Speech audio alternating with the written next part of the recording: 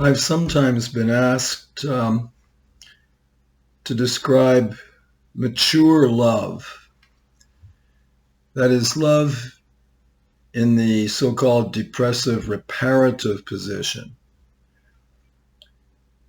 beyond splitting, where ambivalence has been attained and can be held, at least for a time, because we all oscillate between the depressive reparative and the paranoid schizoid positions. We all oscillate between whole object relations and part object relations. There are a lot of film and literary depictions of love, or at least attempts at love, in the paranoid schizoid position. Um, but how do we describe a mature loving relationship? Or we could say a mature marriage in the depressive reparative position. So this would be uh, a picture of ambivalence,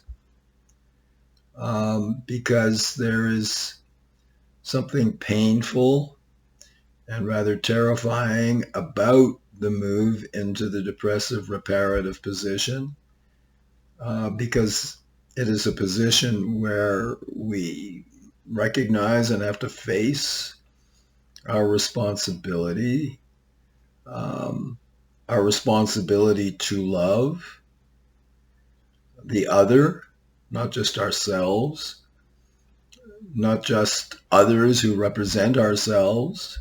As Freud put it, the self that I was, or the self that I am, or the self that I would like to be. Loving people who stand for ourselves is not mature love. That is narcissistic love. That's characteristic of the paranoid schizoid position. Can we break out of that? Can we actually see the otherness of the other and care for the otherness of the other? What a huge responsibility that places on us. Loving on that level involves pain. It involves guilt and having to bear our guilt for our failures to love. And our attempts at love will always fail because we are broken, radically imperfect, flawed creatures. So we will never love properly. We will never love wholly or entirely, except perhaps in brief moments of grace. So to be loving in the depressive reparative position is having to bear a lot of guilt, take a lot of risks, risk facing terrible loss, because of course if we love, we're going to have to suffer the loss of that love. Okay, how can this be depicted, this kind of love in the mature depressive reparative position? I don't think it's ever been described better than by Stephen Sondheim, who died a couple of weeks ago at the age of 91, who wrote the music and the lyrics of his amazing song called Being Alive.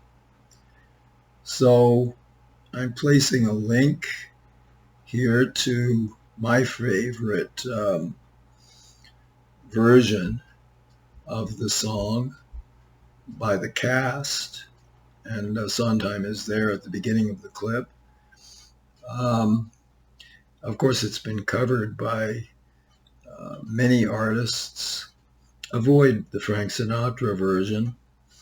Um, um, there are many good versions out there. Listen to the song.